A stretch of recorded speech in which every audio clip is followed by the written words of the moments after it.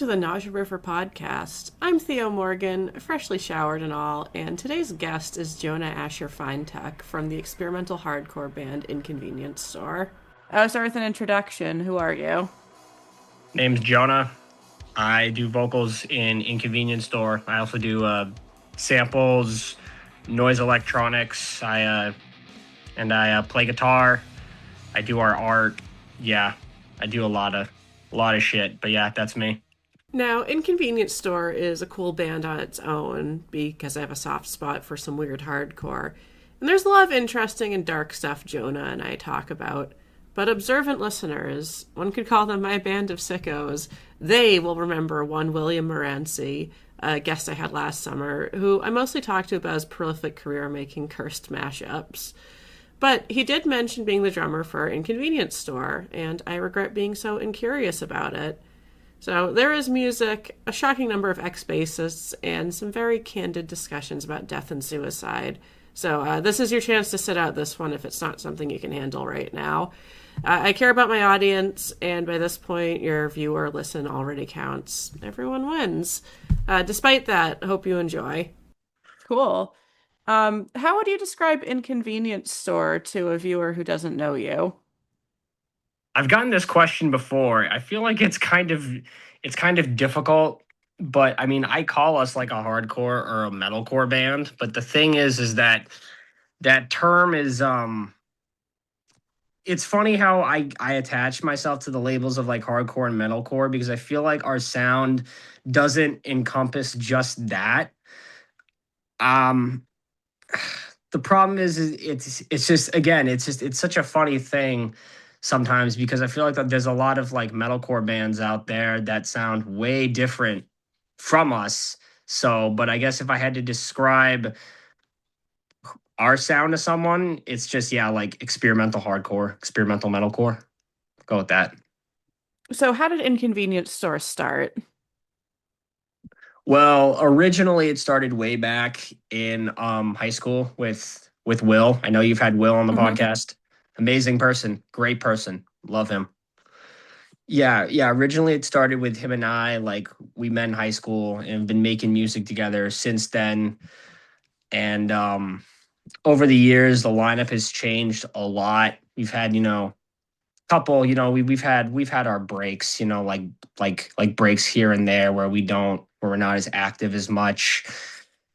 And we have moments like that again, like where we haven't been as active as much, moments where we have been really active. And that's how it originally came about, was just Will and I in high school. And then over the years it's just been sort of changing and evolving and mutating. And that's kind of, and now we're here where we are now. So, were you always in Convenience Store, or did you go through like a band name change? We thought about changing the name back in 2019, but that didn't end up happening. It was really always this name. Okay. It's not our first bands though. It's definitely Okay. not. Yeah, it's not our first bands. Yeah. Yeah, speaking of bandmates, you have Will and one other guy, right? Yeah, our new bassist, his name's Kevin. He's awesome. Okay. Um, I want you to talk a little bit about your band, about your other bandmates. I'll ask you one Will specific question because, he's a very cherished old podcast guest. At, talk about my bandmates. Well, well, Yeah. I love Will to death. I could say that. I love Will to death. I love Will. I love being in this band with him. I love playing music with him. He's just his drumming style. It doesn't sound like other drummers, and I think that's one thing that separates us from other bands is the way he plays. Because to me, it's so unique from other metalcore, hardcore musicians. And he also has such a background. His background is so diverse because he listens to like other genres of music as well, and that kind of ties into our sound too. And he's so good with recording and production and doing video, so he is also like multifaceted, as well. And Kevin, I mean, Kevin, I think he hasn't he's been in the band since about March or so, but I mean, so far we think he's great. He learned all our songs very quickly. Like very quickly. He learned all of our songs and he's a lot closer to us location wise. We've had some members that have been a bit farther away, but he's like really close to us location wise. So it works out. It's been working out great. How many bassists have you been through? um shit, I don't know. Maybe like one, two, I'm trying to figure this out. Six, seven, eight, like maybe like nine to nine, 10, something, maybe more. That's that's kind of crazy. Was it like a personality thing, or It's is it kind of just an it's kind of an up and it's we've had a lot of different lineup changes. We're kind of like a band, sort of like not like the fall. I wouldn't go that crazy. We've just had like we're like Glassjaw. We're just kind of like a revolving door lineup. So people have left because for a bunch of different reasons. Like one guy, he left because like he like shattered his knee or something. He had to have like reconstructive surgery or it's like on his knee or something, and he like couldn't play anymore. And we've had people that have, some of them have left just because of like creative differences, like they wanted to play like a different style of music as us, and some people have just been like busy. So there's been a lot of different reasons for the change, for the okay? lineup changes. You say you've known Will for a while. Was he always a drummer to you?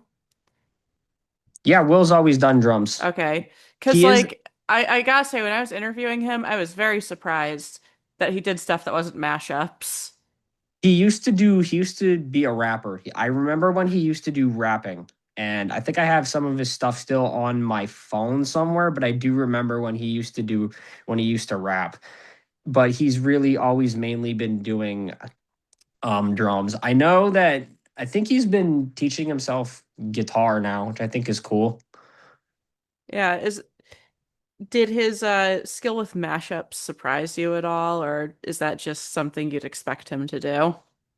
I didn't expect him to do the whole mashups thing. I mean, skill wise, it doesn't really surprise me because I know that he's good with like production and all that stuff like that. I didn't.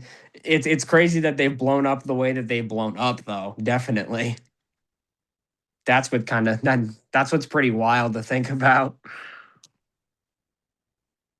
All right, so on your Bandcamp, you have a decent number of releases. I counted Yeah. 8. I want you to pick your favorite and your least favorite. My favorite is definitely our 2021. If I was a morgue, no one would die. That's definitely my number one favorite. I think my least favorite might be our split with cop jokes that we did in 2018. That was kind of done on a whim. The production is like eh, but that's like again, it was done on it was really done on a whim. But yeah, that's probably my least favorite. And my favorite is definitely If I Was a Morgue, No One Would Die. That's the one that really stands out to me as kind of like, wow, like, because it has such a dense, thick atmosphere of like darkness and dread and grief. It's very dynamic. It's very ominous. It's definitely it's the darkest thing we've put out, in my opinion. Like atmospherically, probably. So yeah, If I Was a Morgue is definitely my favorite. The cop joke split is probably my least favorite. That's interesting because like when I get this question, people often go for like very recent stuff they've done. And like in my creative life and in podcasting, I usually will do that too. So, if I was a morgue, did that come out of like a dark period of time in your life? Well, we did that one during COVID. Okay. That came out during COVID. There was some other it did come out from some dark places, just things that happened to me in 2019 that I didn't get to fully address, I feel like, and also my grandpa dying. Oh. So there was both of those. That's mainly what it feel like it came out of. It came out of it's mainly came out of grief in a way. Well, actually no, not in a way, in a lot of ways. And just like the way I was thinking about the world too, like especially while COVID was going on, which has affected me to this day. Not in like Hmm. long COVID, but like psychologically, like Yeah, the knock-on effects. I'm just Yeah. completely obsessed with death. Completely. I'm completely obsessed with death. Could you elaborate more on that? I think that's interesting. On Being being obsessed. obsessed with death. Yeah. I Because don't I know. don't It's usually see that out of hardcore bands. I interview a lot of metal bands, and I feel like it's a little more natural. well, it's just it's partially it's a philosophical thing. It's a psychological thing. Um, I just I just feel connected to it. It's just it feels I don't know if feels fragile is the word to describe it, but something about it just I'm just drawn towards it. Maybe because I personally just don't want to be here anymore, Oh, really. I just based on my own experiences, based on my mental illnesses and whatever and like my neurological problems, I just don't want to stick around for that much longer. yeah. And that kind of ties into my writing, that ties into our music, that ties into our aesthetic. So that's real. Yeah. And COVID, that was all around me, and that kind of seeped into our music. That kind of also seeped into my brain and my philosophy about life and everything. And Yeah, yet you're still death, here, unfortunately. unfortunately. I mean, do you feel like there is still like art left in you to make, or is it just Yeah, like it's hard to kill yourself? there's art left to make, there's things left to write, and I have to live to be at least 35. I'm 31. Okay. Why do you put the number at 35? My drawing professor, I had a drawing professor. Yeah, I have a sculpture degree. Okay. At my first college, I had this drawing professor, and the class was just it wasn't bad, but she just made me feel really bad about myself as an artist and about my skills. And I felt awful. And I found out this later. The following year, this was 2013. So the following year, she had died from breast cancer, Okay. and she was 34. So I'm like, I need to outlive you. So I need to be at least 35. That's the one thing that like aging, I feel like it kind of sucks, but at the same time, it gives you the opportunity to like outlast your enemies.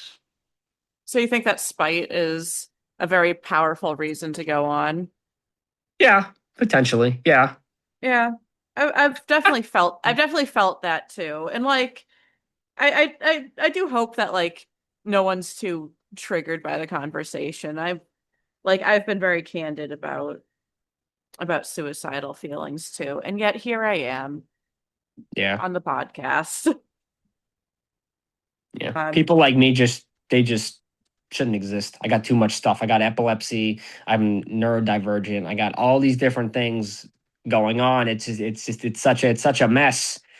To me it's a so I'm enough. I'm enough for right now. I feel like I'm just gonna attempt to do all my goals, attempt to do what I want to do, and then I don't know, I'll figure out what to do with myself then. okay. What's your ultimate artistic goal then?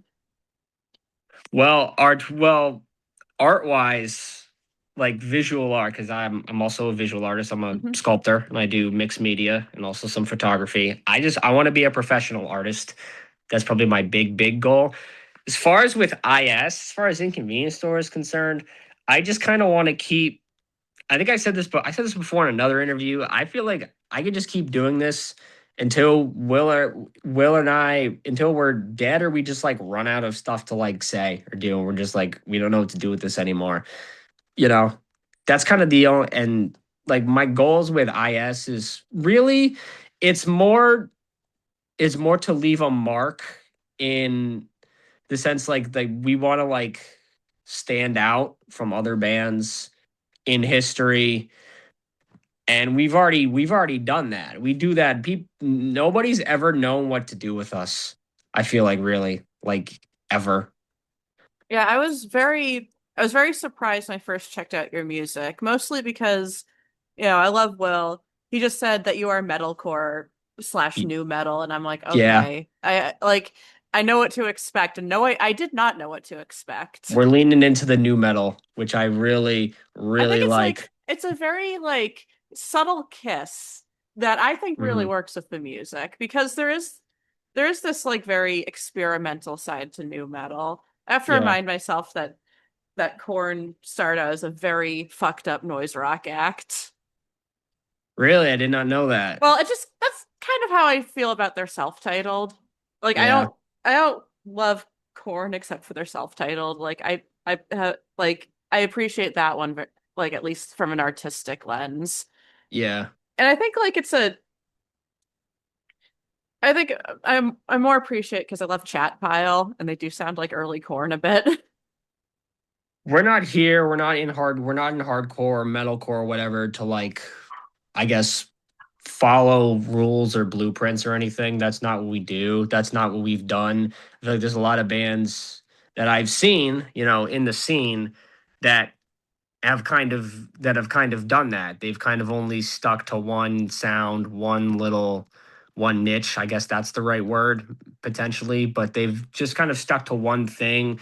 Maybe because they feel like, oh, this is what hardcore has to sound like. This is what a hardcore metalcore band has to do. Well, that's not true. That's why I say like no limitations, because there is no limitations. Like if you want to do something, do it. Who cares if people think it's weird or whatever? Because I see there's a lot of, and you've probably seen this too, a lot of hardcore metalcore bands that kind of like put on some like tough guy act, beat down, like that type shit. I listen to that. I listen to beat down type shit, but like I'm not like that. I'm not like a tough guy, like a crazy fucking tough guy, So like that's not like the act that like we're not gonna like portray ourselves as that. Like we also have like interests that are outside of hardcore, like whether it be like um video, philosophy, some literature, so it's not like we're just hardcore and we have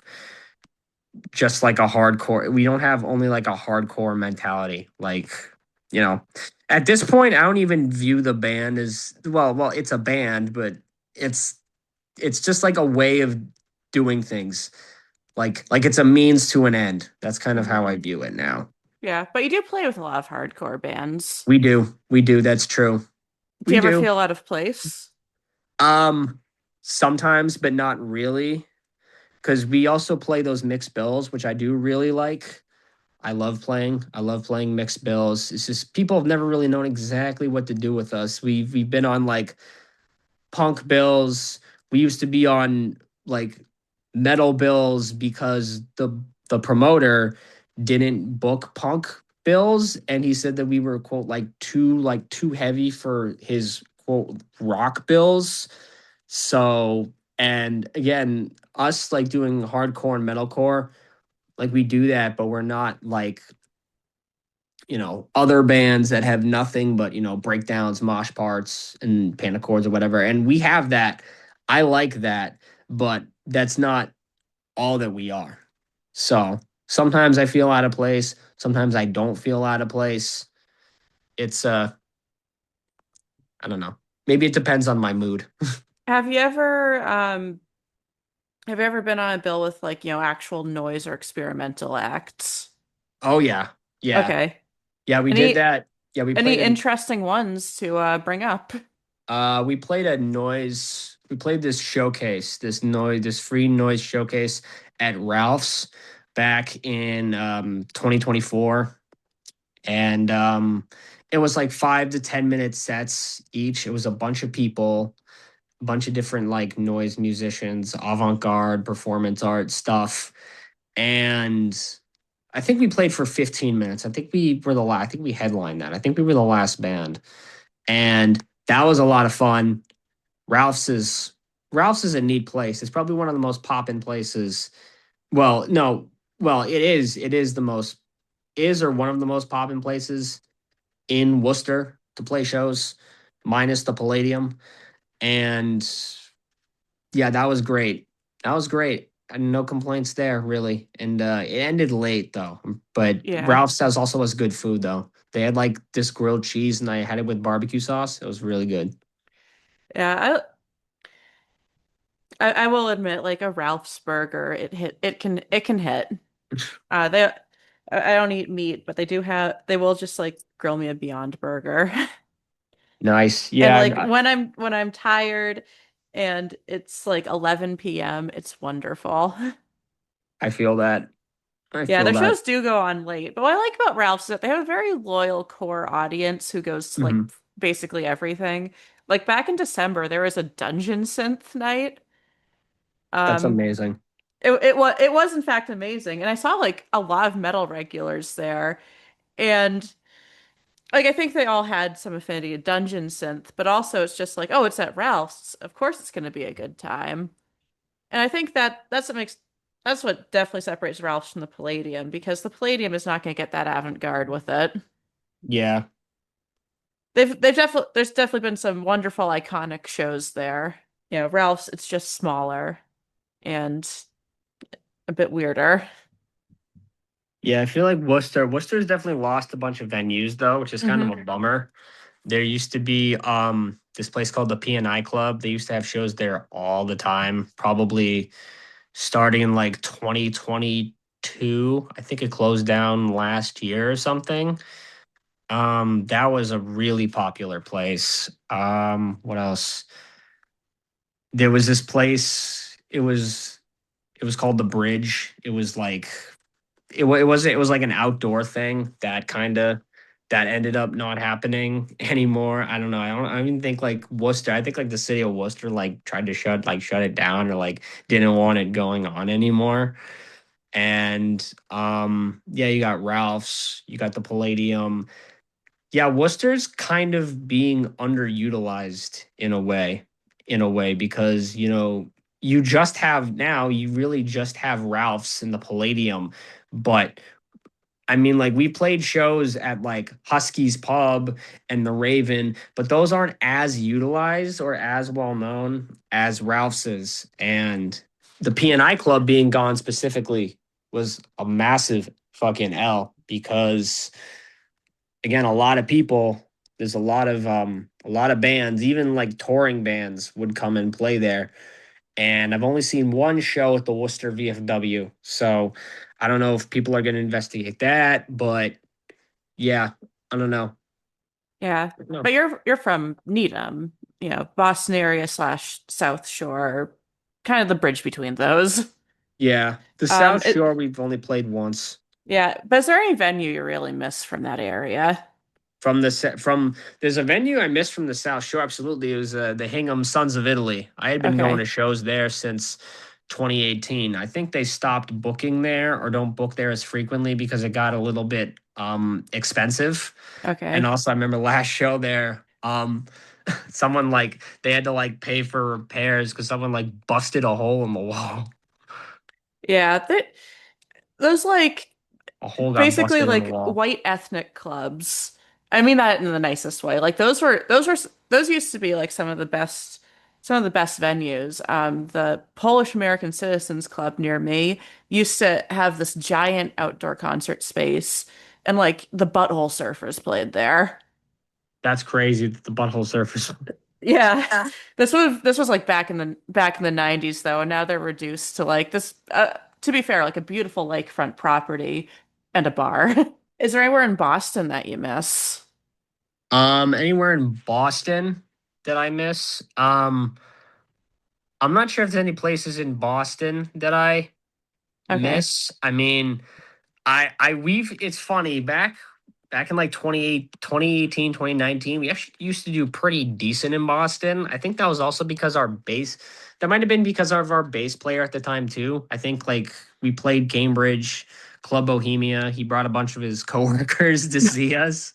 So, and like those bills, those were just kind of reliable bills to play. So I don't know if I miss specific Boston venues though, because there are some that don't exist. I think Great Scott went away, and then It did. I don't know if it's back or not. It's in limbo, I'll just say that. We never got to play there, but It would have been good. yeah, I think it would have been fun. Yeah. It's really more South Shore stuff that I kind of miss. Yeah, what else do you like about the South Shore? I used to spend a lot of time there, but mostly like in the Stoughton area. I don't know if I necessarily like the South Shore, Okay. but I would say that it was good for shows because you had the Hingham Sons of Italy, which again, S tier venue. So many touring bands would come through there. Even international bands What's the would come. craziest band you've seen at Sons of Italy? What's the craziest? Oh, that's a good question. Because there's a lot of shows there that popped off. Probably, I guess I'd go with like 2019. There was this show. 2019, there was this band Jump Cut. It was their last show at the time. During the last song, someone I know, he like the last song's playing, and then I see him like take one of those folding tables and he just fucking throws it right in the middle of the fucking like right in the middle of the venue. I swear I saw that. It's on video somewhere. Yeah, there that's was there was that like what the last yeah, show I what went there to. yeah. Is there an act there that you're really surprised that they booked since you said they do like international sometimes? I'm not sure if there's an kind of surprised-ish. I mean, this band Cruelty Hmm. came. I think they're from like Japan, and I Yeah, think that was I know who you're talking about. yeah, that was like I think that might have been their first show in the United States. It's pretty crazy just to bring a band all the way over there, all the way just to some place in Hingham in some little venue that's like right across the street from Nantasket Junction. Yeah. That is actually pretty cool. Um, I've been having that mentality lately of I'm just doing this because I like it, being a little more selfish with the music, with the scene. I know that sounds kind of shitty to say out loud, but it's sometimes you got to do it for yourself.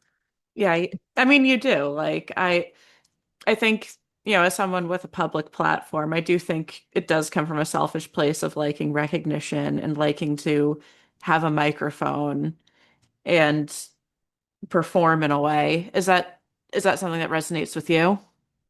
What do you mean? What do you mean? Like, what do I mean? Do you like are you someone are you someone who really likes performing?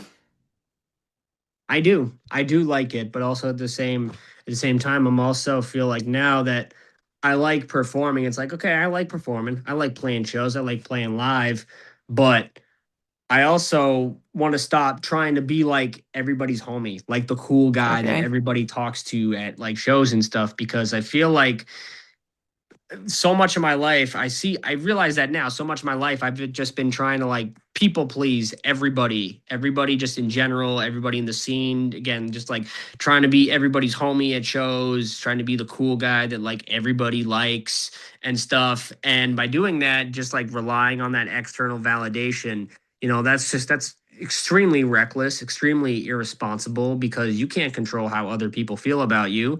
So if somebody that that fucks with you 1 minute and then all of a sudden they stop fucking with you and stuff, then your self-esteem plummets, and that's not really a way to live. That's not out of your control. So it's like I like doing these things, but I realize now my brain's telling me it's like I had to take a step back. I was kind of like, my brain's like, dude, like, what are you doing? Like, why are you trying to like be everybody? Like, did you get into hardcore? Do you like this music? Because you like the music, because you just like hardcore and like going to shows and like the music, or are you here? are you coming to these shows? Are you listening to this music and playing this band like because you want to just like be friends, like be Mhm. cool?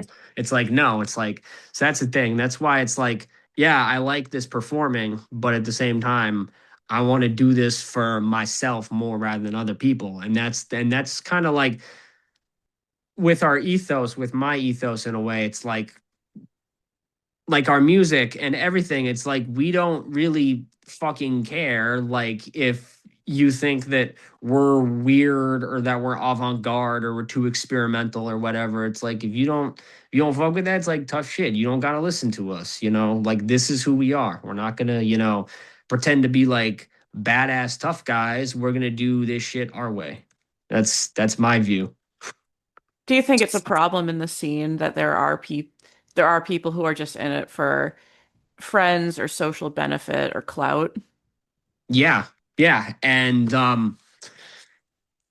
again, and that's reckless, that's irresponsible because well, I don't know if it's socially irresponsible and just also like psychologically irresponsible because if you're doing stuff like that specifically for clout or specifically to get people to like you and stuff like that, well then that stuff I've learned this. I was thinking about this last night is that, you know, human beings are fragile.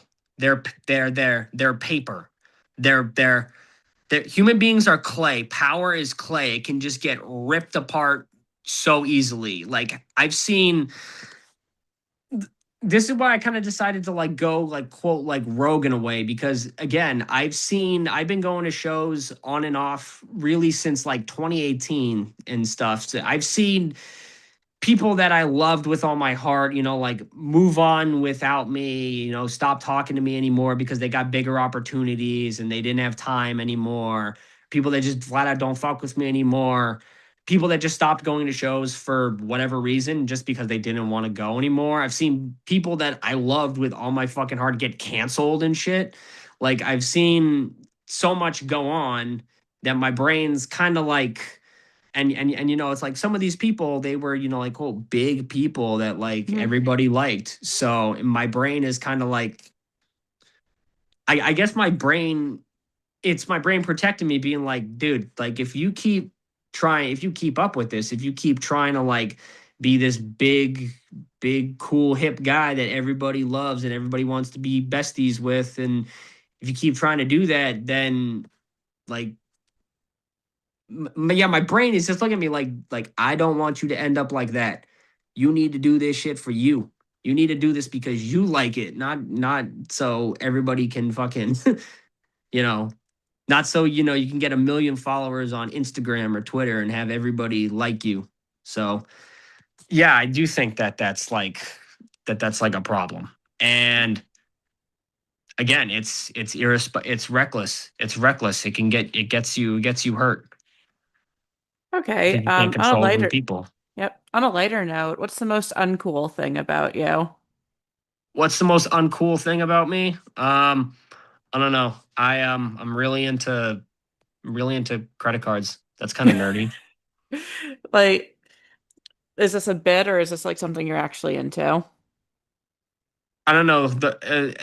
People call it the credit card game. It's just like the credit. It's just like one big puzzle to me in a way, like maximizing like cash back and all this stuff. Okay. So Yeah, like it's that's like the most boring adult thing about you. yeah, Yeah. one I of mean them. like it's also like my parents are like that too. I get to hear I've listened to other conversations about like, oh, cancel this order. We can get like, 0.5% more cash back on this Yep, card. yep. It's just like, you know what?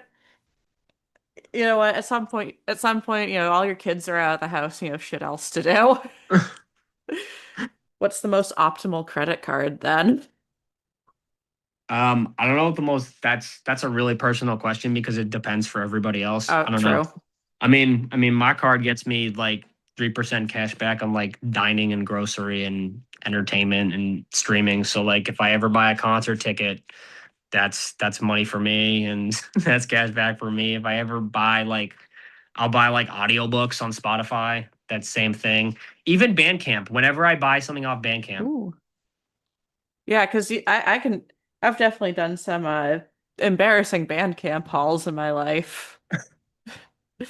Um, it's not Bandcamp isn't embarrassing. I love Bandcamp. I think it's a great platform. Yeah, I mean, I did that's how I listen to your stuff. I do whenever I do an interview now, I do try to buy something off Bandcamp at minimum just so I can use it as Hmm. outro music for the podcast. Like there's no hate if I just buy if I just buy a single track. I might just be panicking. Yeah. Um, do you use the Bandcamp app on your phone? This is my single annoyance with Bandcamp that I have to bitch and moan to everyone about.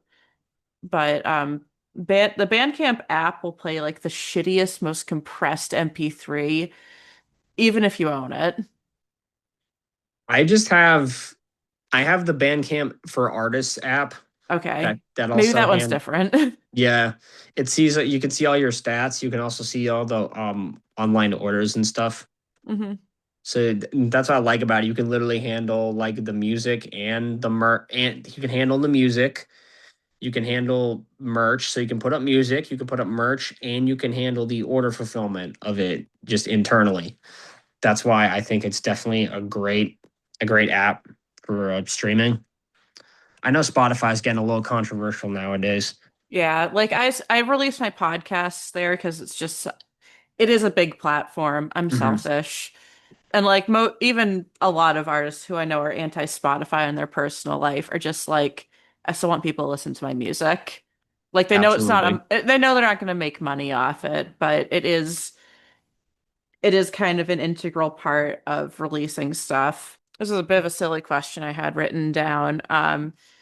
Obviously you have some new metal influences in your music, and 2000s and Y2K and stuff like that is having a pop culture moment again. So I want to ask, what should we rehab from the 2000s and what should we leave behind? But should we rehab from the 2000s? Well, this is one thing that I think is going on in music that I think should keep going, given like it's like I don't know how to describe it, like those like PS2 game ATV motocross bike racing, like those bands that were on those kind of soundtracks. You're starting to see that with bands like even bands from back then getting like a second chance, like a revival, like Earshot, for an example. hmm They're a good band. Um, yeah, Earshot is a band. You're seeing that also in newer bands too, having that sound like Bleed. Bleed are one of my favorite new bands, probably. Um, Bleed. What else? What else? Unfortunately, Burnside. They were a really good band, but they're definitely not a thing anymore. Uh, Soulblind is a band I've been listening to that have that kind of aesthetic, and so does a Never Easy. So yeah, that's what we need to. We're bringing that back, that whole aesthetic, and I think we need to. I think bands need to keep that going. Yeah, and what should we leave behind from the 2000s? Um, I think it's already probably left behind, but that purple ketchup. Okay. Yeah, I was wondering, like, do I have to specify music so you just don't take the easy route and say intervention in the Middle East? We should leave behind that too, though. Like 100%, but it's too easy. Yeah, we definitely should leave behind that. Yeah. I got the basic millennial female answer, low-rise jeans. They don't look good on me. That's why. You have to have a very specific body type for low-rise jeans, in my opinion. Yeah. And I always hated buying jeans as a teenager. I just have I just have regular jeans. I don't know what brand they are. I mean, I like Milwaukee work pants and I Yeah, have some patch jeans. I finally figured out like what my size in men's Levi's are, and they're just cut very nice for me. They sit nicely on the waist. And that's all I ask. They're good for they're good for work. I'll wear whatever else outside, like Yeah. to concerts or doing my errands. You seem to record a lot of music. In is anything in progress? Yes. We're working on a split right now. Are you Working on a allowed to say split. with whom? it's some like I don't know if I could say I don't know if I could say with whom, but Okay. it's I'll say that it's going to be a lot more experimental, like straight experimental avant-garde type stuff. And I know that Will wants to do another album. I'm not sure Okay. what exactly that looks like right now. We have some ideas that have been kind of going around. I don't know if we I want I want to write an album. I want because the thing is I want to write multiple releases that all have different sounds from bands that I don't listen to anymore because there are these bands recently and in the past that have like broken up and I really like their music, but now I just can't bring myself to fucking listen to them anymore, but I want to listen to that style of music. So I love to make music that sounds like that. So I'm thinking maybe like a straight like metalcore revival. Um One of those like again like the PS2 8 like video game early 2000s aesthetic kind of release. And what else do I want? Maybe like a new metalcore release. And I want to add some like divorced dad rock vibes too. Is that something else we should bring back from the 2000s? I think we're starting. I already think we're already starting to bring that back with like even like with TikTok. Like TikTok's been kind of doing that. Like that band Earshot. Like they've been getting like a second chance because their song "Wait." It's like all in these different edits on TikTok, and it's like hell yeah. Yeah, I don't keep up with TikTok trends, but I have seen more people critically reevaluate Creed. I've seen a lot of people finally admit, like, Creed is a vibe. Yeah, Creed Which, and a Daughtry. yeah. Um, so in terms of songwriting, is it like who contributes more to it? Is it you or Will, or are you kind of like 50-50? I do most of the songwriting. Will likes to do for a song Bullets Dodged, Bullets Caught, he made Hmm. like a video for that. Okay. So I tend to do a lot of the songwriting. Um I know as someone who's known Will for so long, I know that I think he likes to do more of like the background kind of work, like the production, the yeah, like the recording, the production, little embellishments, little details, little fine details that you might not notice immediately. Like video and things like that. He'll add these he'll add things that I never would have thought of doing, like on our album, the song, the tambourine that you hear, that's him. I didn't expect that. See, he'll add those little details that like I'm like, wow, like that's awesome. And he added also like a gong on one of the tracks too. So like, Like, I mean, it makes some sense. It's all percussive, yeah, but I do yeah, know that like my first step here was just to buy the fumes of everything I hate in the world, and I yep, looked at the credits. I'm like, electric kazoo. yeah. That's the last track. That's that Yeah. weird sort of like hollow didgeridoo e-ish sound. That's what that I would is. not have I was listening for it and I just figured I'm not good at this music thing. But yeah, he adds those little details that it's like it's almost like a picture. Like I'll paint like the big picture, Hmm. but then he'll add these little details, these little nuances that really make it pop or that are really like unexpected that really enhance it. I think he has been wanting to write a little bit more. Hmm. We tried this thing where I remember he was mentioning this to me. We tried this thing where he would write like a drum part and then I would write something over like based on what he came up with, and we actually came up with kind of like a little thingy. Well, we got a little thing going on. So Nice. that's something we might try doing. Once again, thanks to Jonah for coming on the show. Pick out an Inconvenience Store release on their Bandcamp, maybe with his suggestion of If I Was a Morgue, No One Would Die. It's a very short release and more noise oriented than hardcore, but that might resonate with my audience more. We're noise positive here. Borderline example, but I'm literally recording this before I see the body in Big Brave. Remind me to DM some people. And I don't want this episode to be a bummer. I didn't feel equipped to push back a ton at very deep feelings Jonah has about dying. That's the kind of stuff an ER nurse will wrench out of you when your exit plan goes sideways. I had to make the choice to live many times throughout my life, and none of those stories are very fun. And yet the podcast goes on, no AI voice models resurrecting me or anything. So far, I actually recommend living, because when it's good, it's fucking excellent, and especially when you've also made peace with your limited human life. I don't have much good advice about getting there, besides making decisions you'd rather die than have to commit to. Anyways, I'm Theo Morgan. The sun will rise again tomorrow. Until then, have a good night. Thank you for coming on. Absolutely. Yes, this was great. This was really cool. Yeah, you were delightful to talk to. Thank you. Thank you. I say that to everyone, but I mean it. I mean it all the time, and I think your time, our time to die, it comes when it comes. The world is brighter with you in it. I think that's like the most ethical thing I can say after this episode.